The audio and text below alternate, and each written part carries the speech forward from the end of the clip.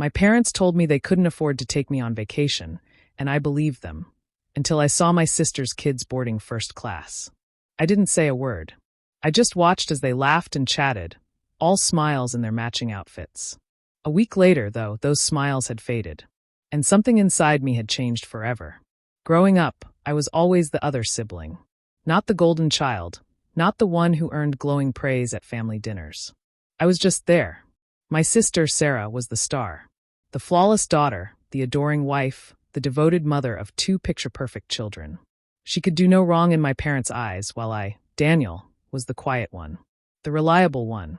The one who never asked for much, who always had his finances in order, and, unfortunately, the one who always had just enough extra to help out when someone in the family needed it.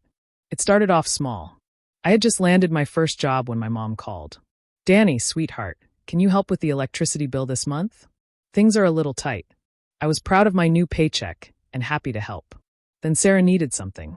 "Liam needs braces," she sighed over the phone. "It's just so expensive. I wouldn't ask, but I know you're doing well." So I paid. Then it was school supplies, car repairs, rent money.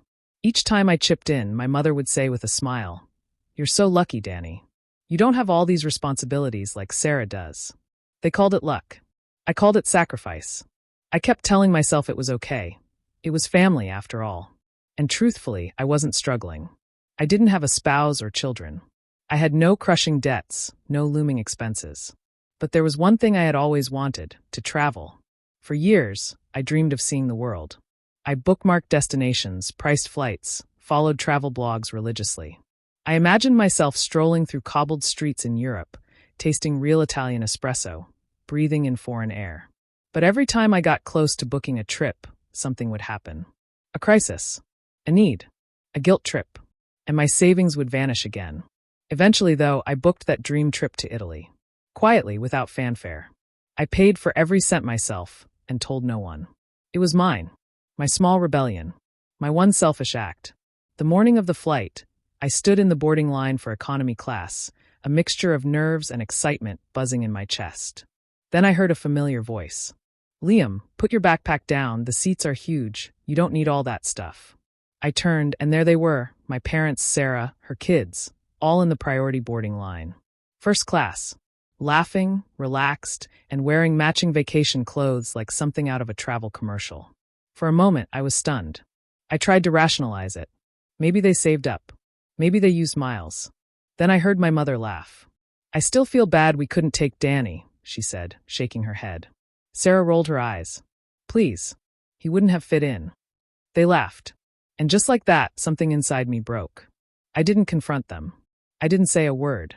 I boarded my flight, stared out the window, and let silence settle into me like a new skin.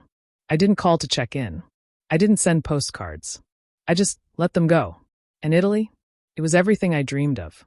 Wandering through ancient ruins, sipping coffee in tucked-away piazzas, standing in front of the Colosseum, and knowing I made it there on my own. I should have been overjoyed. And I was. But at night, on my hotel balcony with the city lights shimmering in the distance, those words echoed in my head. He wouldn't have fit in. Not because of money, but because I had finally seen the truth. I was never truly one of them. I was useful, convenient, forgettable. When I got back home, the calls began almost immediately. My mom's voice was overly chipper. "How was your trip, sweetheart?" "It was great," I said, my voice flat. "That's wonderful. Listen, your father and I were wondering if you could help us out. Just a little extra for groceries this month." I let the silence stretch until it stung. Then I laughed, sharp and bitter. "Groceries? You mean like the ones you bought after flying first class?" Silence. Then a nervous chuckle. "Danny, that was different. We used miles. Sarah found a great deal." "Just don't," I cut in. "Sweetheart, it's not what you think." "But it is," I snapped. "You could have taken me. You just didn't want to." She went quiet. No apology. No guilt. Just the same casual tone they always used when brushing me aside. That was the moment I decided no more. No more bills. No more rescue missions. No more being the invisible support beam that held their perfect little world together. 2 days later, Sarah called. "What do you want, Sarah?" I asked, skipping the pleasantries. "Oh, so now you're too good to answer your own family?" she snapped. "First class must have really spoiled you." "Oh my God, Danny. Are you seriously mad about that? Grow up. I am growing up, I said calmly. That's why I'm done taking care of you. There was a pause. Then that soft, sweet voice she always used when she wanted something. Danny, come on. You know how hard things are for us. You don't have kids. You don't have real expenses. It's different for you. Right. And yet I still paid for Liam's soccer fees last month. Well, yeah, because you always do. Not anymore. Another pause. Then she scoffed. Wow. You really are serious. You selfish little. I hung up. And for the first time in my life, I felt free. The next morning, the guilt started pouring in. Voicemails from my parents. Long texts from Sarah. Each message tugging on a different thread. Duty, love, obligation, shame. I ignored them all. I made coffee and sat in complete silence. No requests. No demands. Just me. But the silence didn't last. My mom called again. Then a text. Danny, please. We have a problem. Another text followed. It's about the house. I sighed, torn between the peace I had found and the part of me that still cared. I called. What now? I asked. Your father and I, we didn't want to worry you, she began, her voice shaky. But we're behind on the mortgage. I closed my eyes, already tired. And you're just telling me this now? We didn't want to burden you. But now, we need your help. Help, I echoed. You mean pay it? It's just this month, honey. Just until things even out.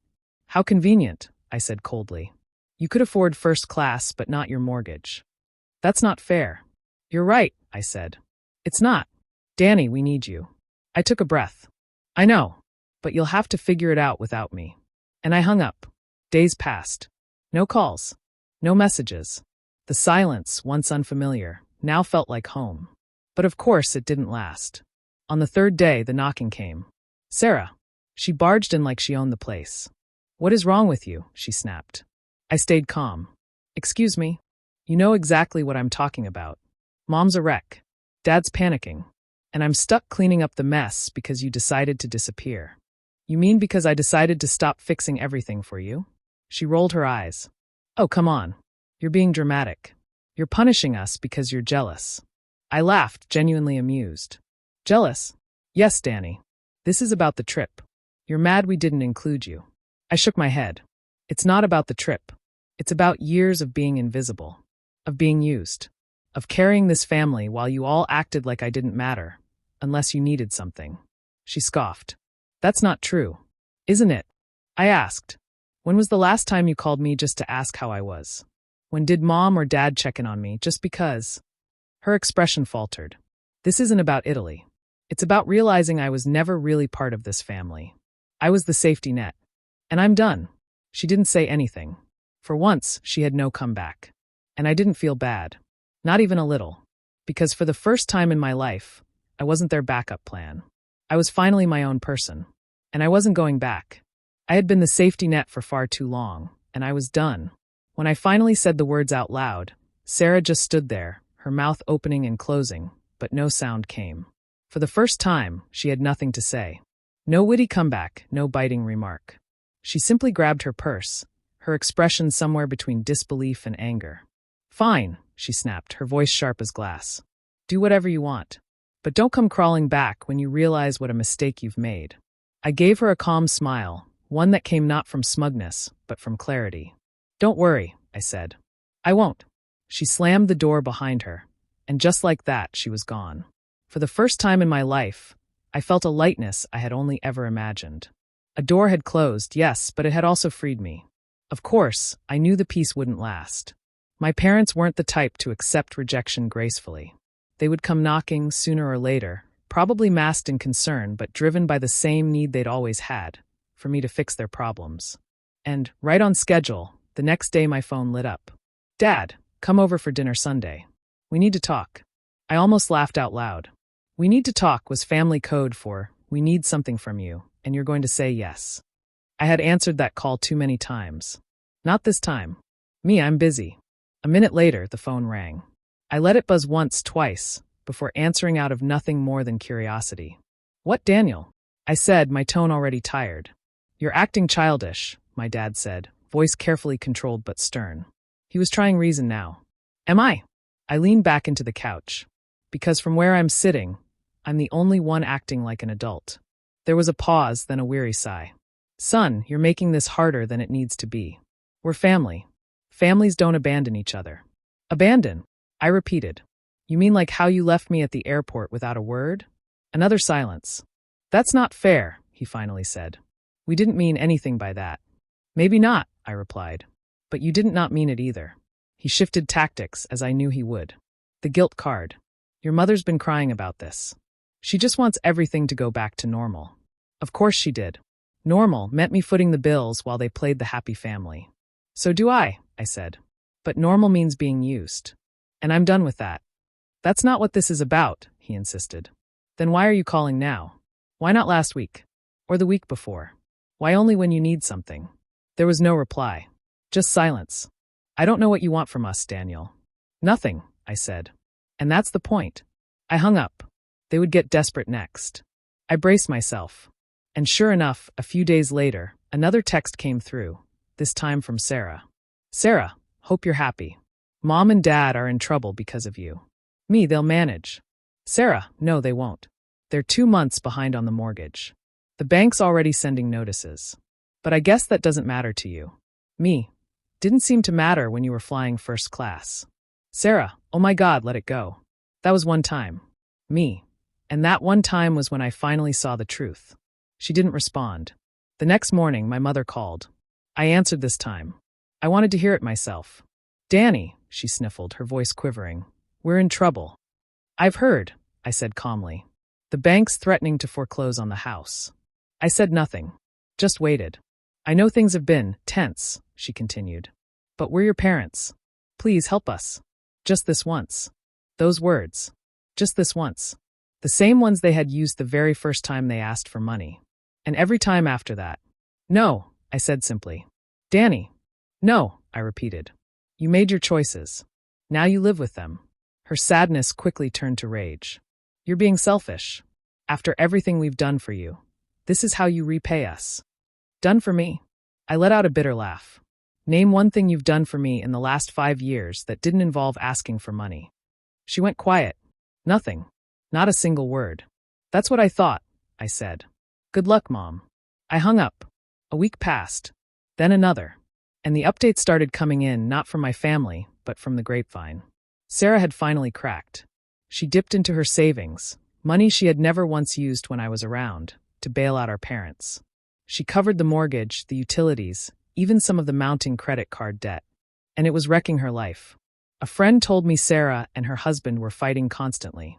Apparently, he hadn't known the extent of their dependency on me. And now that she was the one bearing the weight, their picture-perfect life was crumbling. I checked her social media. Gone were the carefully curated photos of beach trips and designer birthday parties. Her page was practically silent.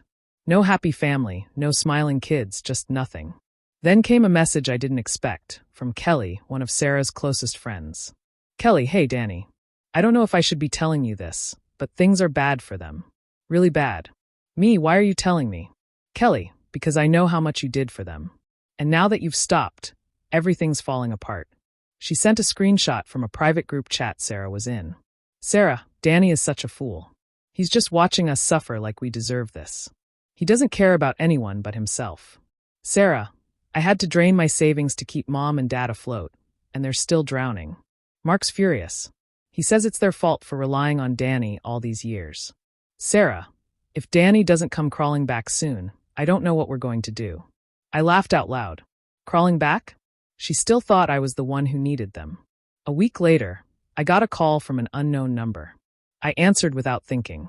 Danny. It was my dad. What do you want? I asked flat. We need to talk. No, I said. We don't. Enough is enough, he said, voice slipping back into his patronizing tone. You've made your point. But this is getting ridiculous. We're your parents. I smiled to myself. Ridiculous? You abandoning your own son over a vacation? That's ridiculous. That's not what this is about. It never was. This is about years of me sacrificing while you all took and never gave a damn. That's not fair. We appreciated everything you did. Then why was I never invited? I interrupted. He didn't answer. Just silence. Look, he tried again. We can fix this. Fix what? I asked. The fact that I've set boundaries? That you can't guilt me anymore. He sighed. Sarah's struggling. She needs help. I laughed again. Oh, so now Sarah needs me. She's drowning. Mark wants to sell the house. The kids don't know what's going on. Not my problem. Daniel, be reasonable. I am. For the first time in my life, I'm being completely reasonable. There was a long pause. Then his voice turned cold. So that's it. You're just walking away. You walked away first, I reminded him. At the airport. Remember? He didn't respond. Just a bitter exhale. Fine. And he hung up. That was the last time I heard my father's voice. My mother didn't call again. Sarah went silent. A month later, I heard they had sold their homes. Downsized. Adjusted to a life without the son they'd depended on. And I was finally living. Not surviving. Living. My paycheck was mine. My time mine. I redecorated my apartment. Bought new furniture. Got that espresso machine I'd been eyeing. I traveled, Japan finally, and I did it without guilt or shame. For the first time in my life, I wasn't a source of income. I wasn't a fallback plan. I was free, and I never looked back.